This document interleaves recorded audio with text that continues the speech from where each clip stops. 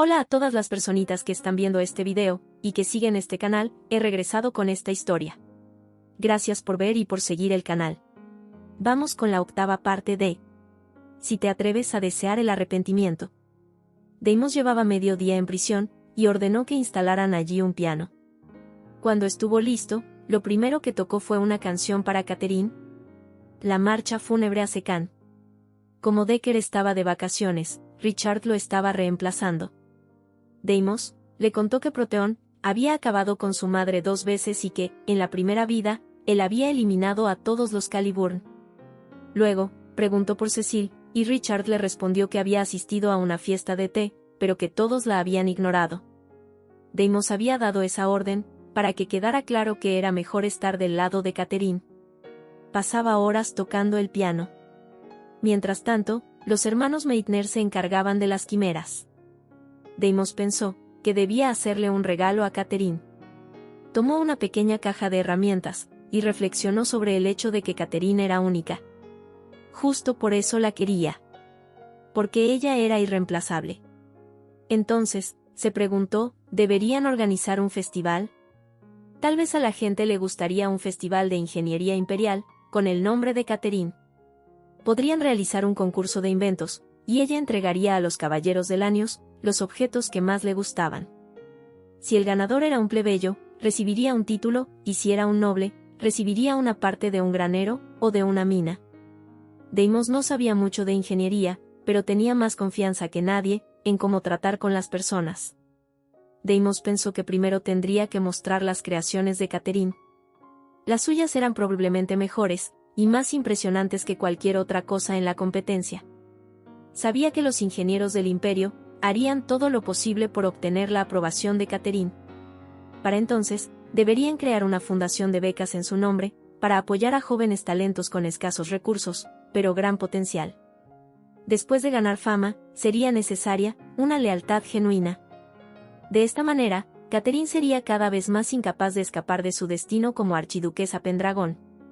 Mientras tanto, Catherine solamente se sentaba en la cama, y pasaba así todo el día, no hacía nada, no hablaba, ni siquiera se movía. Después de 3 días, Catherine comenzó a revisar las cartas que le habían llegado, la mayoría eran invitaciones a fiestas, pero una en particular llamó su atención. Al leerla se dio cuenta que era de Arthur, le decía que fuera al patio si quería escapar de su hermano. Catherine salió y encontró enterrado un frasco junto con una carta. Eran pastillas para dormir, las instrucciones decían que las usara para dormir a Deimos cierto día, y que alguien vendría a recogerla. En ese momento llegó Deimos. Catherine se sorprendió porque sabía que él volvería ese día, pero, en la tarde. Deimos había llegado en ese momento, porque se enteró que Catherine no se movía, y se preocupó. Ella sabía que si él lo descubría, el destino de Arthur sería terrible. Enterró rápidamente la pequeña botella con las pastillas y rompió el papel, y tiró los pedazos en un lago que estaba cerca, pero como aún eran visibles, ella se metió en el lago para ocultarlos. Cuando Deimos la vio en el lago, se desesperó y corrió a sacarla. Ella pudo ver una expresión de desesperación en su rostro. Deimos llevó a Catherine al baño y la ayudó a bañarse. Ella le preguntó qué iban a hacer, y le dio algunas opciones que sonaron obscenas.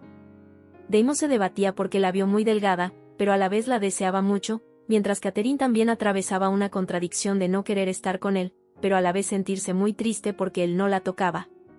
Deimos pensaba una y otra vez, porque se sintió mal cuando ella habló obscenamente, era porque ella ya no tenía orgullo y se comportaba como si fuera un objeto, que pertenecía a él. Deimos quería que Catherine se derrumbara, pero no quería verla derrumbarse. Quería que se sometiera a él, pero no quería que renunciara a la relación. Después de pensarlo mucho, Deimos finalmente decidió hacer lo que realmente quería. Ordenó que trajeran mucha comida. Sentó a Catherine en su regazo y le dio de comer. Mientras ella comía, comenzó a acariciarla y a besarla. Entonces entrelazaron sus cuerpos por horas, hasta que Catherine se quedó dormida. Mientras fundían sus cuerpos, Deimos le pedía que lo llamara por su nombre y que le dijera si le gustaba.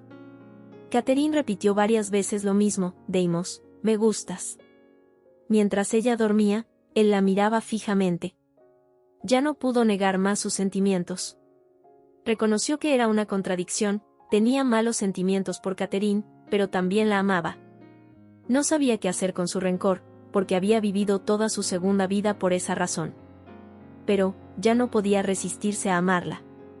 Hasta incluso, llegó a pensar que si Proteón estuviera vivo, ella no estaría tan triste. Se dio cuenta que por un instante, deseó que el hombre que terminó con la vida de su madre, estuviera vivo, para que ella estuviera mejor. A partir de ese día, Deimos cambió la servidumbre, por personas que respetaban y cuidaban a Catherine. Y la llenó de regalos excéntricos, como libros de ingeniería que no se podían sacar de la biblioteca imperial, una caja de música con un modelo de una torre de un reloj, o modelos de insectos traídos de otros países. Pero, Catherine ni siquiera se alegraba. Deimos tenía mucho trabajo, por lo cual no estaba mucho en casa, pero cuando la veía le hablaba dulcemente. Para Catherine este era un comportamiento muy, muy extraño. Un día, Deimos le llevó una caja enorme, era el modelo a escala del barco que Proteón había hecho. Pero Catherine no se alegró, para ella el nombre de Proteón era ahora solo un recordatorio de su miseria. Entonces Deimos le contó que ese día comenzarían a rellenar el lago con tierra. Él ordenó esto, porque se asustó mucho cuando la vio allí. Catherine recordó que había enterrado el frasco con las pastillas cerca y como no quería que él lo encontrara, por temor de las consecuencias, ella mintió diciendo que estaba interesada en que fueran a probar el barco.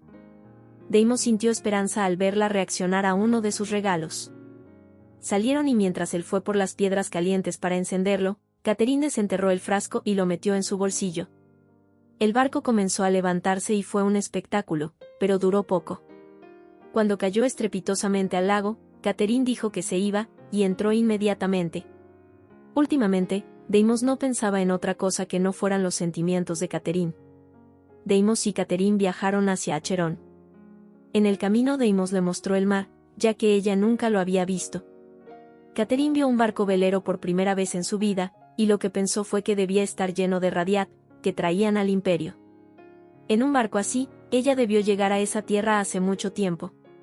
Entonces se preguntó si sería posible tomar un barco de regreso a su tierra a Secán. Cuando llegaron al castillo de Dover, Decker y Lydia los estaban esperando. Catherine se puso muy feliz al verla.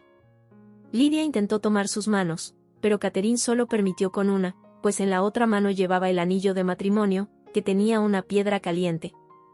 Solamente Deimos podía tocar su mano. Lydia le dijo que le tenía un regalo, y le señaló a Lise. Catherine parecía una persona completamente distinta a la de los últimos días.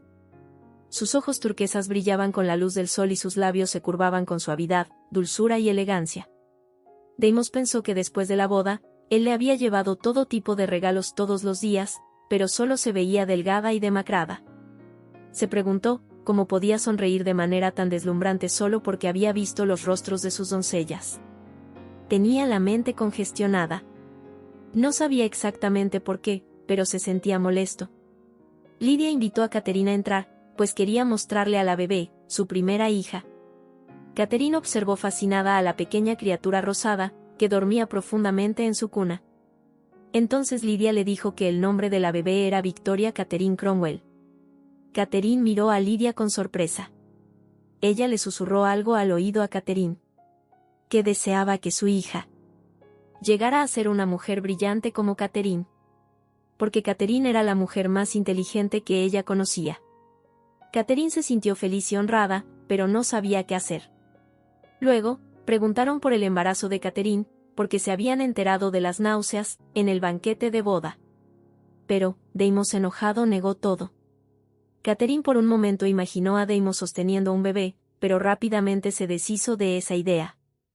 Las tres fueron a tomar té, mientras Decker sostenía a su bebé que había despertado. Le contó a Deimos que el parto había sido muy difícil. Lydia casi se desmaya del dolor y gritó durante horas. Deimos se acercó a la mesa de té y preguntó de qué hablaban. Ellas no querían responder y ordenó a Lise decirle. Lise le contó que hablaban sobre los embarazos, ya que Catherine necesitaba prepararse. Pero Deimos dijo que no había necesidad de eso, porque no iban a tener hijos. Que él no quería, y le dijo a Catherine que ni pensara en esa posibilidad. En realidad, Deimos dijo eso porque estaba muy preocupado por Catherine. Ella era muy débil y enferma, entonces después de escuchar sobre el parto de Lydia, creyó que Catherine no podría soportarlo.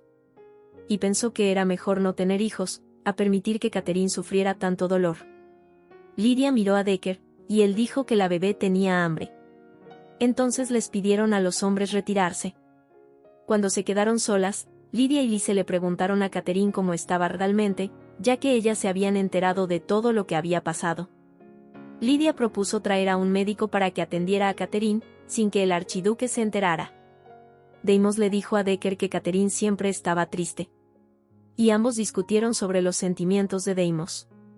Decker era leal, pero también se atrevió a decir que Deimos amaba a Catherine y que tal vez todo debía terminar cuando la vida de Proteón fue tomada. Deimos recordó ese día. Proteón intentó justificarse, pero también pidió clemencia para su hija y dijo que ella era inocente. Si has llegado hasta aquí, quiero agradecerte, y pedirte que te suscribas y que comentes, si tienes sugerencias para mejorar el canal. Muchas gracias.